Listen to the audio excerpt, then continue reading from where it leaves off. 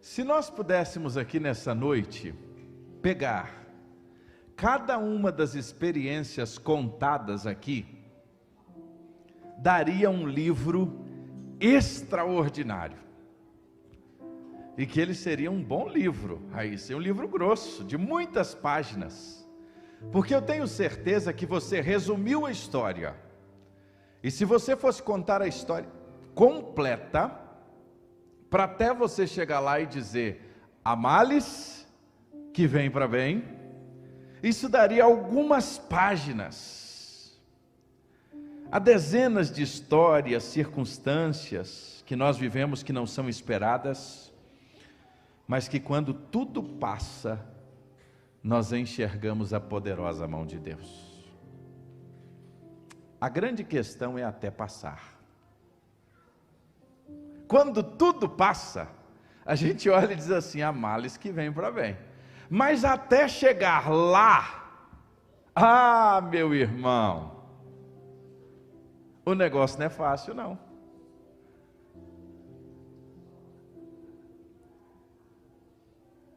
As circunstâncias muitas vezes endurecem o nosso coração. As circunstâncias nos entristecem. As circunstâncias nos machucam. As circunstâncias nos tornam pessoas muitas vezes tristes. Muitas vezes as circunstâncias tão duras que nós nos tornamos pessoas que nós não somos. E às vezes a gente precisa ter muita sabedoria de Deus e discernimento diante dessas circunstâncias. E às vezes nas jornadas que nós enfrentamos,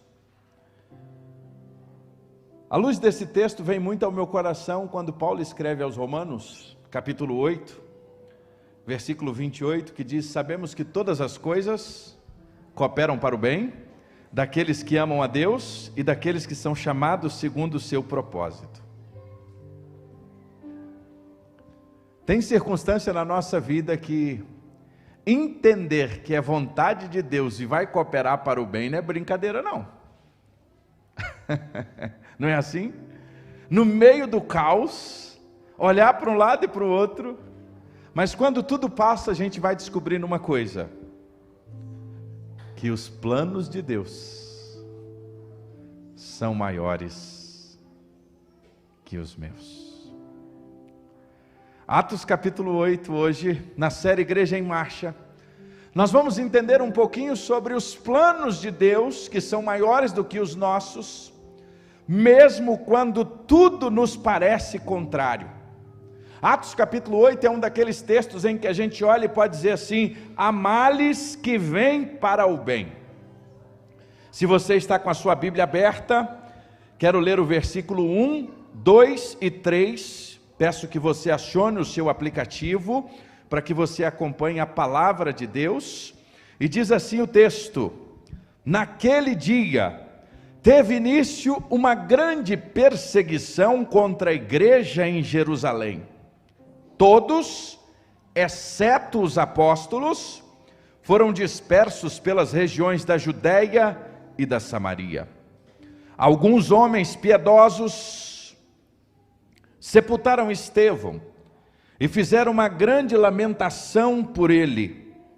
Saulo, porém, queria destruir a igreja, indo de casa em casa, arrastava homens e mulheres, lançando-os na prisão. Se você recordar, domingo passado nós aprendemos sobre a vida de Estevão. O capítulo 8 é a continuidade da história, e quando nós olhamos o capítulo 8, é bom lembrar que Estevão tinha acabado de ser apedrejado, tinha morrido como mártir, e é interessante que ao olhar toda a história de Estevão, Saulo ou Paulo, que é a mesma pessoa, e este nome, só para um esclarecimento muito importante, não tem relação com uma mudança de nome por causa da sua conversão, mas Saulo era o seu nome em hebraico e Paulo o seu nome que ele recebeu por cidadania romana. E às vezes a gente tem dificuldade dessa compreensão. Então, se eu usar Saulo ou usar Paulo, eu estou falando sobre a mesma pessoa, é apenas nomes usados em contextos diferentes. Paulo, um nome latino, por ser um cidadão romano, Saulo, pela sua origem hebraica, e aqui nós temos então Saulo ou Paulo aprovando a sua morte. Esse ato da morte de Estevão, meus irmãos, ele não foi um ato isolado, mas a morte de Estevão, ela abriu literalmente, meus irmãos, ali naquele momento, a morte de Estevão deu início a uma grande perseguição. Se você notar, o verso de número 1 vai dizer: iniciou uma grande perseguição contra a igreja em Jerusalém. É a primeira vez que Lucas, narrando Atos, vai usar a expressão perseguição. Se nós olharmos anteriormente, ela não aparece, mas agora ela vem pela primeira vez, e Lucas faz questão de mencionar. E se nós olharmos na cronologia do livro de Atos, uma coisa é a igreja até Atos capítulo 7, outra coisa vai ser a história da igreja a partir de Atos capítulo 8. Se você notar, você vai ver de maneira muito clara que Lucas faz questão de usar a expressão pela primeira vez, perseguição, e detalhe, ele diz uma grande perseguição. Saulo tinha começado a destruir a igreja, e aqui só uma abertura interessante. Aonde estava a igreja? Indo ele de casa em casa. É por isso que a gente tem tanta ênfase aqui na igreja, a igreja nas casas. Porque a igreja de Jesus no Novo Testamento era uma igreja que estava de casa em casa. E aonde Saulo foi destruir a igreja? Ele foi nas casas. Lá estava ele de casa em casa, perseguindo os crentes, e ele começa em busca de destruir a igreja. E meus irmãos, essa perseguição que Saulo empreende, não foi uma perseguição qualquer. Não foi uma perseguição talvez branda. Meus irmãos, ao descrever a expressão causada aqui, a palavra usada no texto bíblico, sabe qual é o sentido dessa palavra? É a ideia de um terrível perseguidor em exercício ou uma fera da alma. Uma fera, quando vai em busca da sua caça e ela despedaça a caça, é a mesma palavra, para dar o sentimento que este era o sentimento de Saulo, indo de casa em casa, tentando despedaçar a igreja. Não era uma perseguição qualquer, não era talvez um simples ato de dizer: olha, nós vamos passar lá, se o som da igreja estiver mais alto a gente vai fechar. Não, não era isso não. Era uma igreja que estava de casa em casa, pregando o evangelho. E agora, a partir do capítulo 8, o texto vai nos dizer que uma grande perseguição se instala. E aí a expressão destruir, não sei se na sua versão tem assim, assolar. E Saulo assolava a igreja. Tem algumas versões que tem esse verbo, o verbo assolar. A ideia de assolar aqui é um animal maior em busca de uma presa menor, que busca até encontrar, sem pena. E este era o sentimento que estava no coração de Saulo. John MacArthur, que é um dos teólogos preferidos das minhas leituras, ele mencionando sobre esse texto, ele diz assim: Paulo estava literalmente irado. Era o coração de Paulo irado, querendo acabar com os crentes. E quando nós olhamos o início do capítulo 8, esse entusiasmo terrível de Paulo, após apoiar a morte de Estevão, meus irmãos, isso aqui era apenas um pequeno vislumbre, ou um triste vislumbre, do que haveria de vir.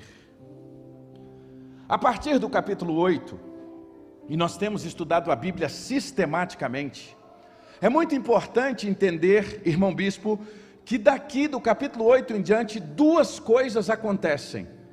Duas linhas divisórias, elas são levantadas e elas serão fundamentais para a gente entender a Bíblia daqui para frente. A primeira linha, sabe qual é?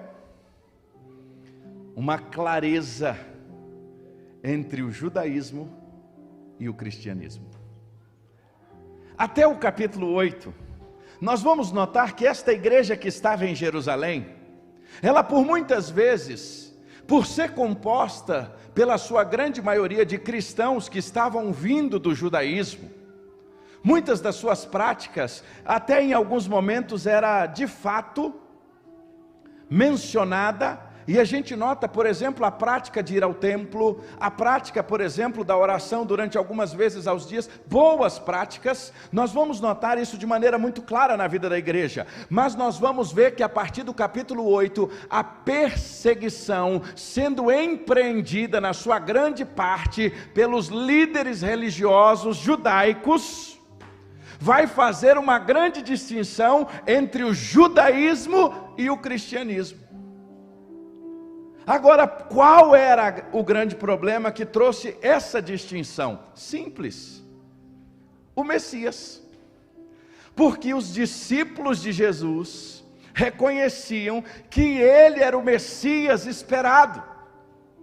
E o fato de reconhecer a Jesus Cristo como o Messias esperado estava trazendo para os judeus um grande questionamento.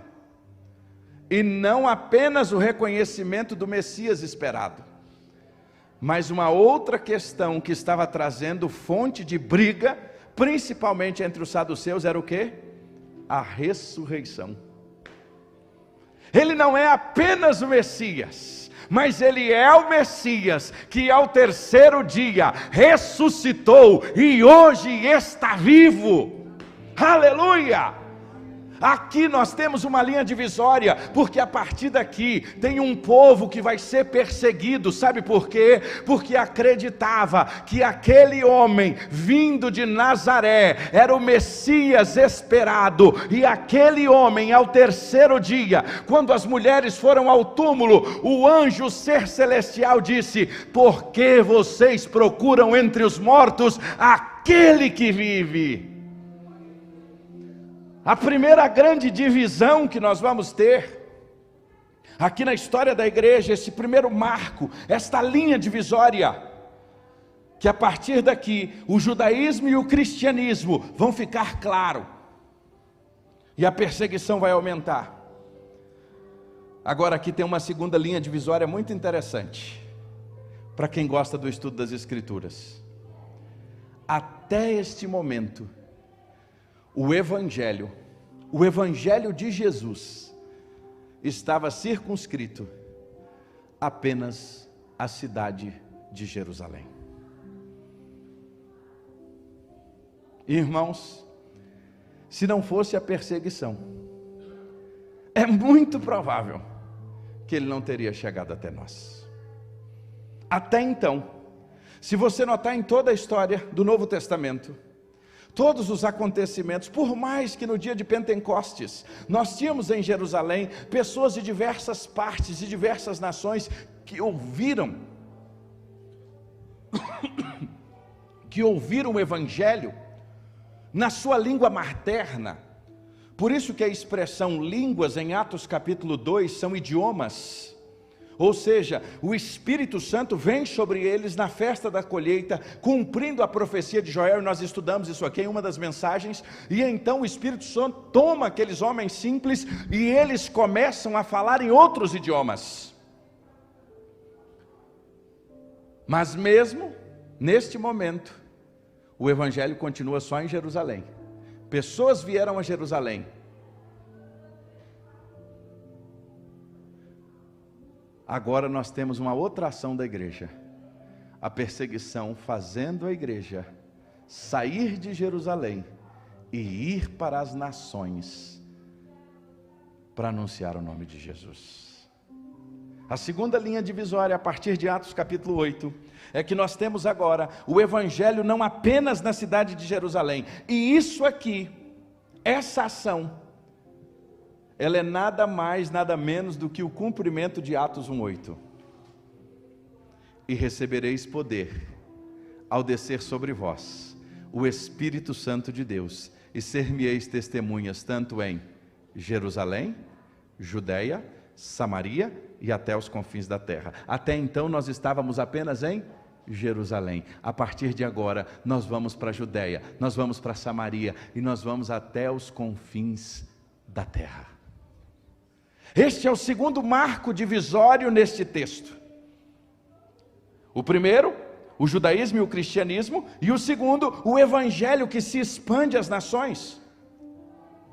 E neste evangelho que se expande às nações, a forma pela qual Deus usou, é uma maneira que talvez para nós não seria mais fácil. E é por isso que eu tenho dito, muitas vezes os planos de Deus, ou a maioria delas, ou em todas elas, os planos de Deus são maiores do que os nossos. E quando a gente olha a forma como Deus usou para que o evangelho chegasse a todas as nações, parece até ilógico. Mas o Senhor usou a perseguição. E o texto vai dizer que Saulo consentiu na morte de Estevão, e naquele dia uma grande perseguição veio contra a igreja que estava em Jerusalém, e todos foram dispersos pelas terras da Judéia e Samaria. Olha Atos 1:8. Estava em Jerusalém, vem a perseguição, e agora eles vão para onde? Judéia, Samaria, e o evangelho a gente vai ver, por exemplo, a partir da vida de Filipe, que é a pregação do domingo que vem, quando nós vamos estudar um pouco mais sobre isso, continuar estudando o texto bíblico, nós vamos notar que ele começa a chegar nos confins da terra. E ele ainda não chegou lá. Sabe por quê? Porque dia que ele chegar a todas as nações, o que diz as Escrituras, então virá o fim. Agora, o que o Senhor quer nos ensinar? Quais são as verdades que nós podemos aplicar a partir desses 3 primeiros versículos que nós estamos estudando, Atos 8, 1, 2 e 3.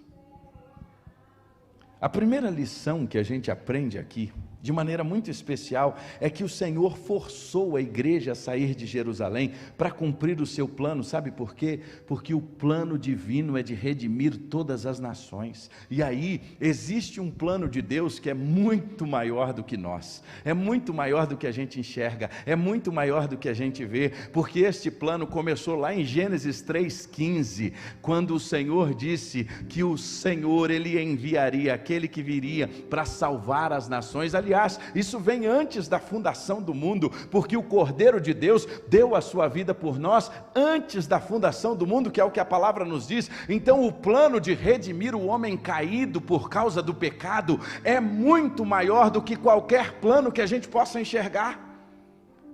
Aconteça o que acontecer, o plano de Deus vai ser cumprido, indiferente que a gente faça ou não, indiferente que a igreja queira ir ou não. Isso aconteceu com o povo de Israel. Israel foi chamado para ser luz às nações. Israel não cumpriu o seu papel. Quando Israel não cumpre o seu papel, agora o Senhor chama a igreja para fazer isso.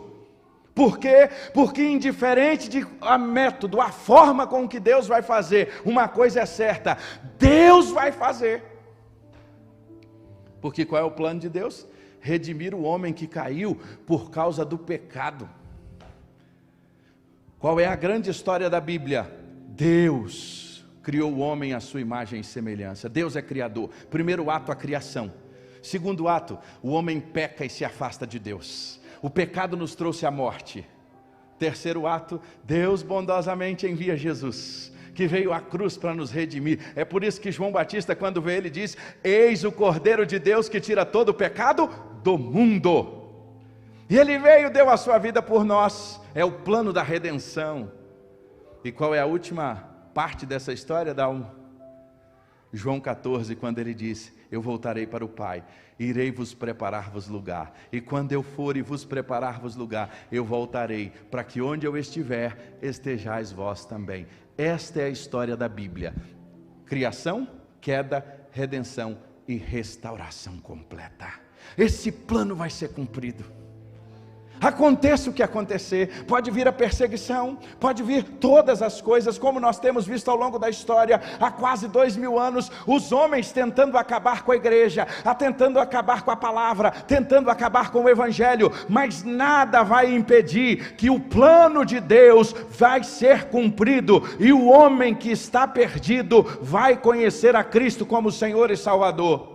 E mesmo aqueles que não querem o Evangelho, a palavra de Deus diz que um dia todo olho verá, toda língua confessará que Jesus Cristo é o Senhor, querendo ou não querendo.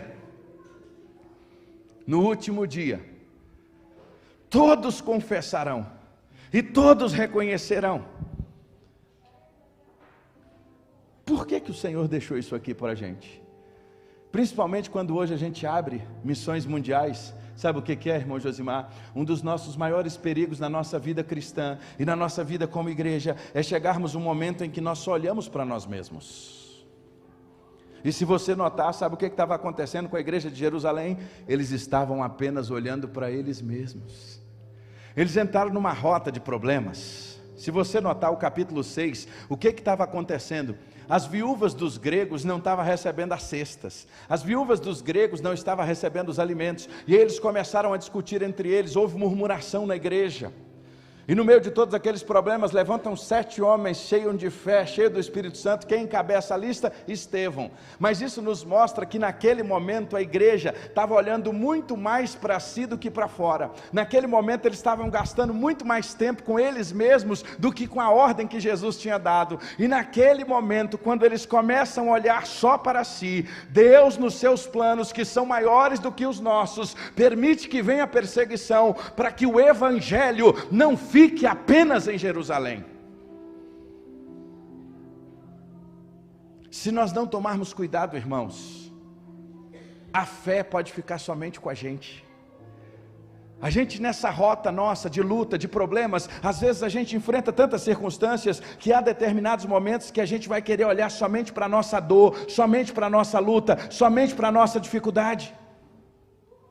E aí, olha que interessante, irmã Samara, Deus faz do ódio fanático de Saulo um instrumento, um ódio fanático da religiosidade, o mundo da época, para ir contra a igreja, para destruir a igreja. Mas isso foi mola propulsora para que o Evangelho chegasse até nós. Agora, uma coisa interessante aqui, e eu queria que você prestasse muita atenção.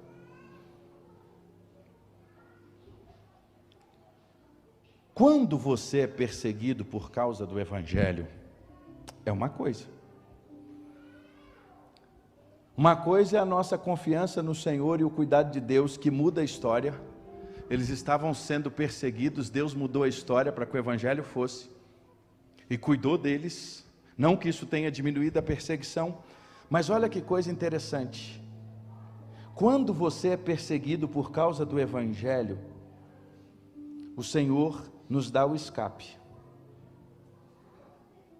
Agora, tem muita gente que está sendo perseguido, não é por causa do Evangelho, e diz que é por causa do Evangelho. Camarada só chega atrasado no trabalho todo dia. Aí o chefe começa a arrochar. Está me perseguindo porque eu sou crente. Não, está te perseguindo porque tu é ruim de horário.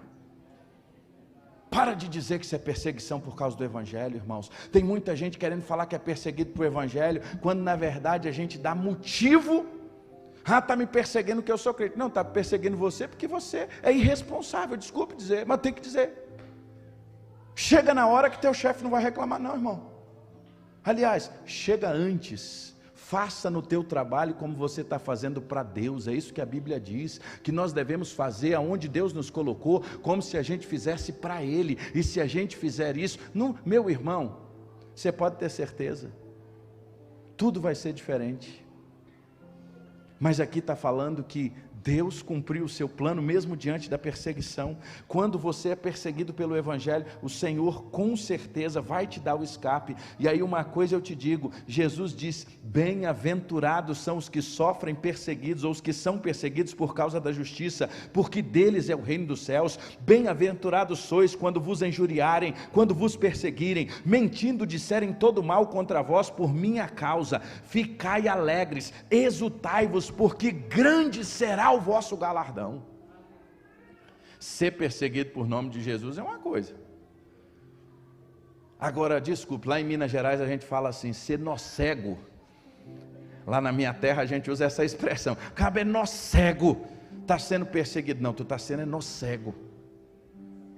Tem que orar e pedir para Jesus mudar, tirar esse espírito de nó cego, de preguiça, para chegar na hora. Agora, quando nós somos perseguidos, irmãos, ao longo desses anos como pastor, quantas vezes eu vi esposas sendo perseguidas verdadeiramente pelo marido, que não conhecia e não compreendia a fé. Quantas vezes eu vi ao longo dessa história, homens, pessoas de família, e lá no meu estado mesmo, eu já vi muito isso, quando alguém se converte, e a família vai praticamente isola a pessoa, não se relaciona, não convida mais para muitas coisas, porque fulano agora é crente. Isso sim é uma perseguição por causa do Evangelho, por causa do nome de Jesus, mas Jesus está dizendo: felizes serão vocês, quando vocês forem perseguidos por causa do meu nome. A primeira lição que nós aprendemos, que indiferente da perseguição, a igreja iria e vai cumprir o seu plano, porque o programa divino é um programa de redimir as nações. A segunda coisa que a gente aprende com esse texto, e que olha que eu já li esse texto muitas vezes e não tinha compreendido isso. O verso de número 3 diz assim: Saulo, porém, todavia, queria destruir a igreja. Ou melhor, verso 1. Naquele dia teve início uma grande perseguição contra a igreja em Jerusalém. Todos, exceto os apóstolos, foram dispersos para as regiões de onde? Da Judéia. Sabe qual é a segunda lição que eu aprendo com esse texto? O povo todo saiu. Os apóstolos foram com eles? Olha que interessante isso. Todos foram dispersos, mas os apóstolos tiveram que permanecer aonde? Em Jerusalém. Léo, o que Deus quer nos ensinar com essa expressão? O que, Everson, Deus quer mostrar para nós? O que, João, Deus quer nos ensinar neste momento do texto, quando Ele nos mostra, Ele mostra a igreja. Sabe o que Ele estava mostrando à igreja, Fábio? Que a igreja não deveria ser dependente única e exclusivamente dos apóstolos, mas a igreja tinha sobre ela o poder do Espírito Santo de Deus, e aonde quer que cada um deles passassem, eles eram instrumentos de Deus, assim como os apóstolos. Sabe o que o Senhor estava corrigindo ali? Na tradição judaica, nós tínhamos a figura do sacerdote, e o sacerdote era alguém que intermediava o homem com Deus. No momento em que a expressão tetelestai é usada lá na cruz, o véu se rasga. Quando o véu se rasga, o que aquilo significa? Que agora todos nós temos acesso livre a Deus, todos nós podemos ir à presença do Rei dos Reis, do Senhor dos Senhores. Mas se a perseguição não viesse, eles iriam achar que somente os apóstolos poderiam ser usados na cura, somente os apóstolos poderiam ser usados na proclamação, somente os apóstolos seriam usados no serviço, somente os apóstolos seriam usados na igreja. Aí a perseguição vem e os apóstolos têm que ficar em Jerusalém, mas o povo vai, e o povo vai cheio da presença do Espírito Santo. Sabe por quê? Deus usa quem Ele quer, na hora que Ele quer, do jeito que Ele quer, porque Ele é Deus. Agora, em Cristo Jesus, a presença não está mais num lugar, a presença não está com uma única pessoa, mas a presença está na vida de todo aquele que crê e o reconhece como Senhor e Salvador, e no momento da sua conversão, é selado pelo Espírito Santo da promessa, o Espírito Santo de Deus, que nos capacita a quê? E recebereis poder, e ser-me-eis testemunha. Sabe o que Jesus está nos ensinando? Você não precisa do pastor Aguinaldo com você lá no seu trabalho para fazer um estudo bíblico com alguém, não. Você não precisa do pastor William lá na universidade com você, não. Você não precisa do pastor Fabrício com você, não. Você é capaz. Sabe por quê? Porque o Espírito Santo de Deus está com você. Uau! Léo, os apóstolos ficaram, Eles não podiam ir. Mas como é que a igreja chegou até aqui? Chegou porque quem capacitou a igreja, irmã Benildes, foi o Espírito Santo de Deus.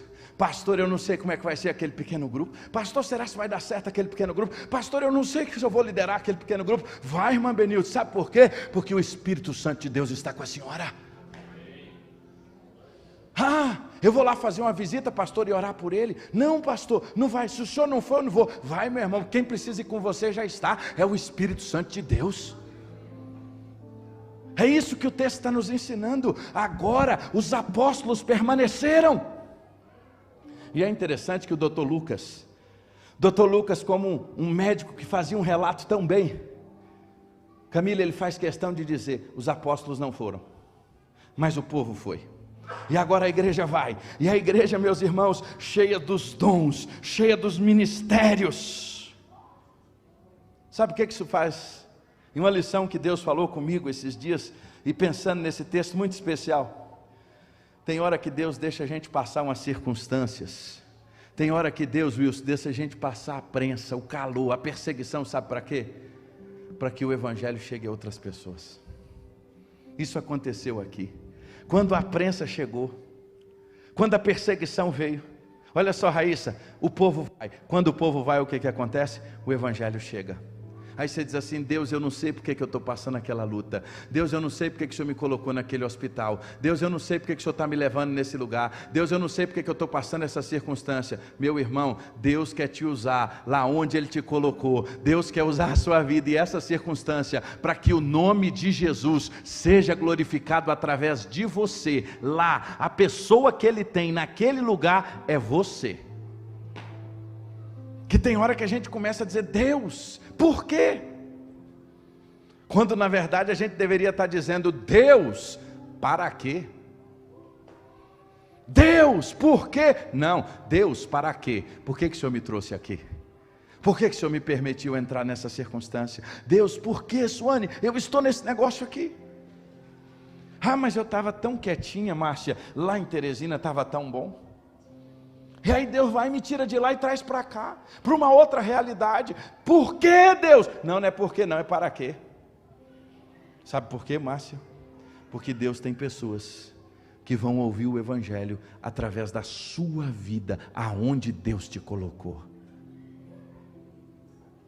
Os apóstolos ficaram, mas a igreja foi. E a gente termina, irmãos, porque o texto bíblico é rico demais. A terceira e última verdade, sabe qual é? Aquilo que muitas vezes nós julgamos que é terrível, aquilo que muitas vezes nós julgamos que é ruim demais, Deus na sua soberania tem poder para transformar o mal em bem. Eu vou repetir isso. Aquilo que a gente julga terrível, aquilo que a gente julga, olha, irmãos, se não fosse essa perseguição, o evangelho não tinha chegado aqui. O evangelho expandiu, o evangelho cresceu, mas tudo por causa de quê? Por causa de uma perseguição. E aí, se a gente for olhar na história das escrituras, nós poderíamos ilustrar com inúmeros outros exemplos. Por exemplo, quando José é vendido aos midianitas, quando José é levado, na cabeça de José tinha tanta raiva, tanta tristeza, eu fico imaginando tanta revolta com seus irmãos, mas não imaginaria José que tudo aquilo era o plano de Deus, porque o plano de Deus é maior do que os nossos planos, e às vezes nós temos dificuldade de lidar com a soberania de Deus, e meus irmãos, Deus é soberano e ponto. Quer a gente queira, quer não, Deus é soberano. José, ele não entendia o que estava acontecendo. José não imaginava o que Deus ia fazer. José carregava dores terríveis do seu coração, até que um dia, há males que vem para bem. Quer ver outro exemplo?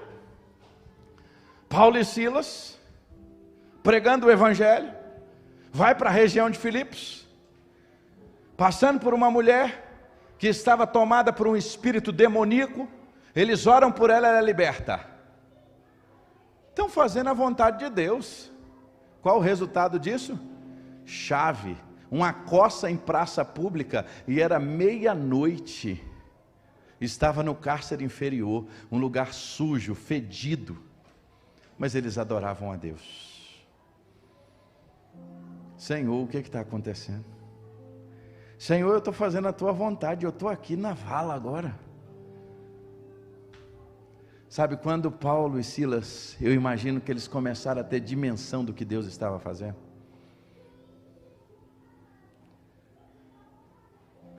Não foi na hora. Porque humanamente falando, nenhum de nós, quando estamos passando na moenda de Deus, nem sempre a gente tem essa concepção do que Deus está fazendo. A dor é tão grande, a luta é tão grande que às vezes a gente não consegue enxergar. Mas eu fico imaginando na hora que o terremoto vem. A questão não foi o terremoto, Jetro.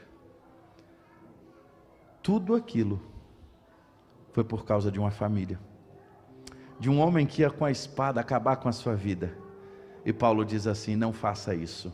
Todos nós estamos aqui. Aquele homem ficou tão impactado, porque ele ia pagar com a própria vida acerca dos prisioneiros. E aí sabe o que acontece, Rogério? Aquele homem vira e pergunta assim para Paulo: o que eu preciso fazer para ser salvo? Aí Paulo responde: crer no Senhor Jesus, e será salvo tu e a tua casa. Levou uma coça de vara, foi lançado no cárcere inferior, à meia-noite louvava Jesus. Tudo isso sabe para quê? Para que a família do carcereiro conhecesse a Deus. Você já parou para pensar que a adversidade que você está enfrentando pode ser um instrumento nas mãos do Senhor para que outra pessoa conheça o Evangelho? Você já parou para pensar que tudo que você tem enfrentado pode ser uma circunstância e o plano de Deus, que é maior do que o meu e que o seu, para que outros conheçam o Evangelho através de você? Mas qual a perspectiva que nós temos do sofrimento? Qual a perspectiva que nós temos da adversidade? Qual a perspectiva que nós temos do problema?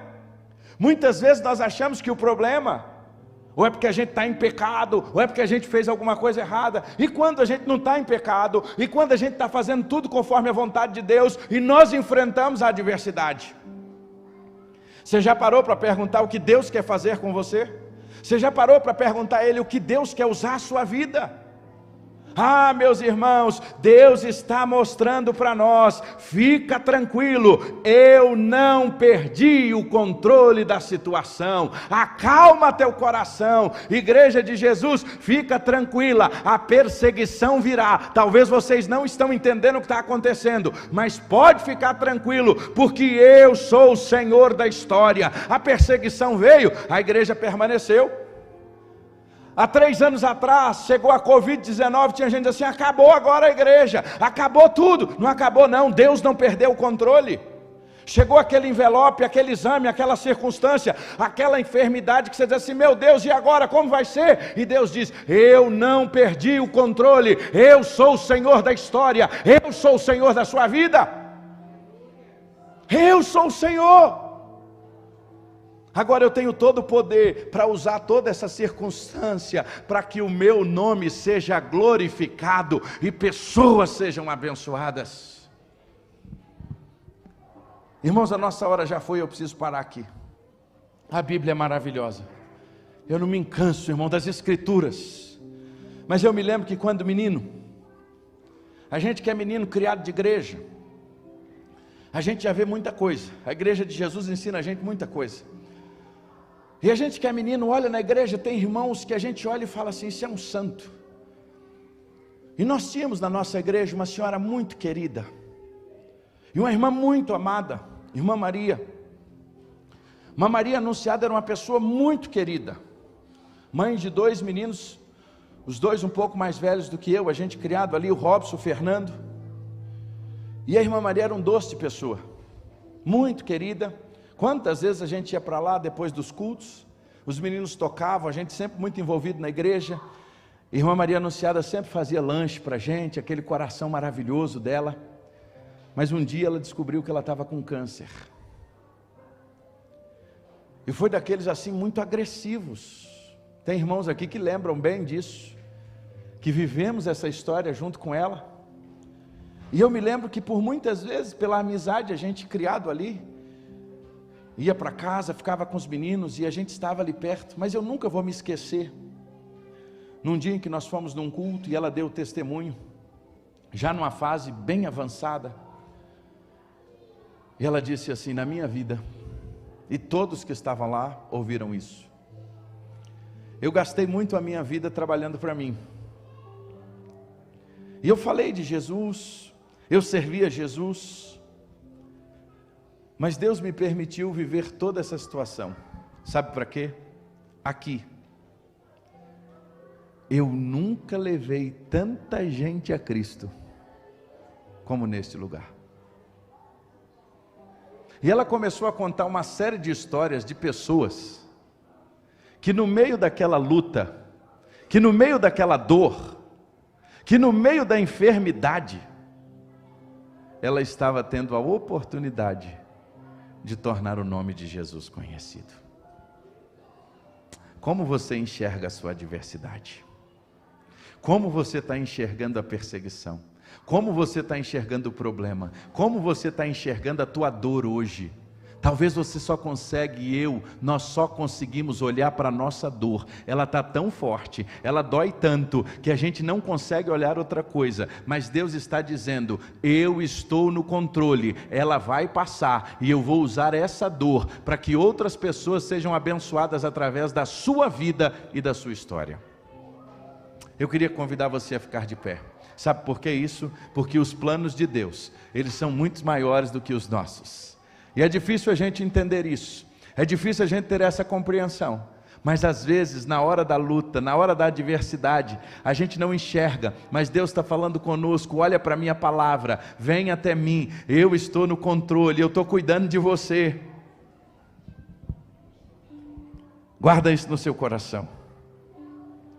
Os planos de Deus, eles vão ser cumpridos, quer a gente queira, quer a gente não, só por uma coisa: o nosso Deus é soberano.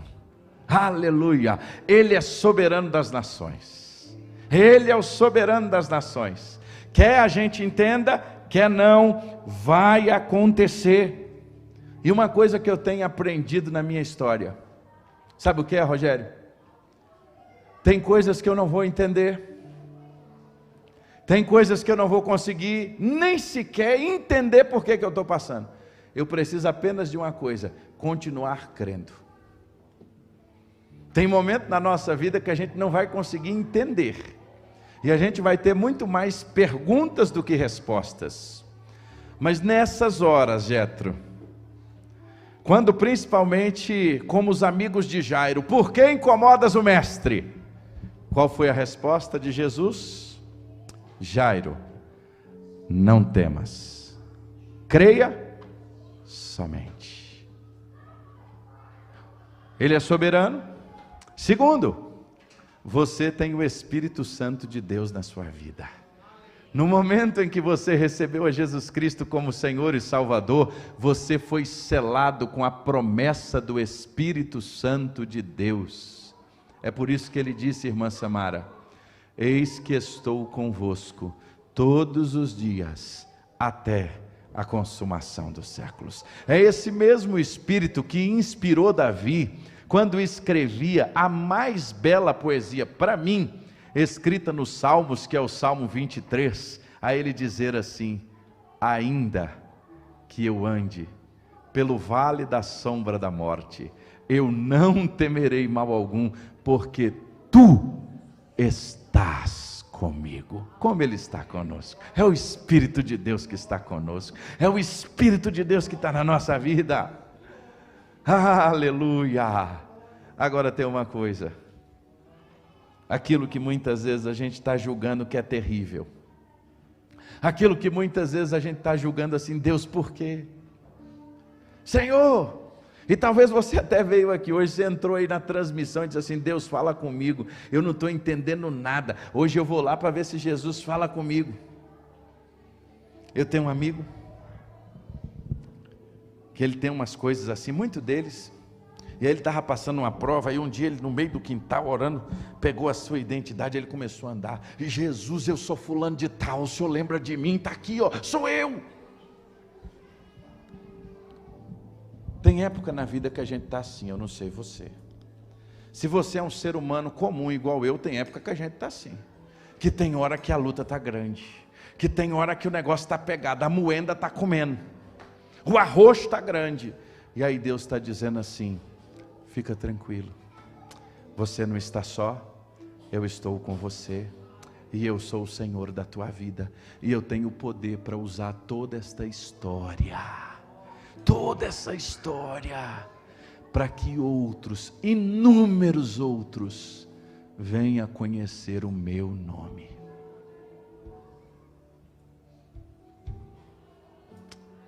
Sabe por quê, irmãos? Porque Ele é Deus. Eu queria que você fechasse seus olhos agora. Hoje eu queria orar por você. Eu queria orar por você que tem estado desanimado hoje. Eu queria orar pela sua vida que hoje tem pensado em desistir. Eu queria orar por você que hoje está enfrentando uma luta tão grande que às vezes você fala assim: Deus, eu não estou entendendo esse negócio não.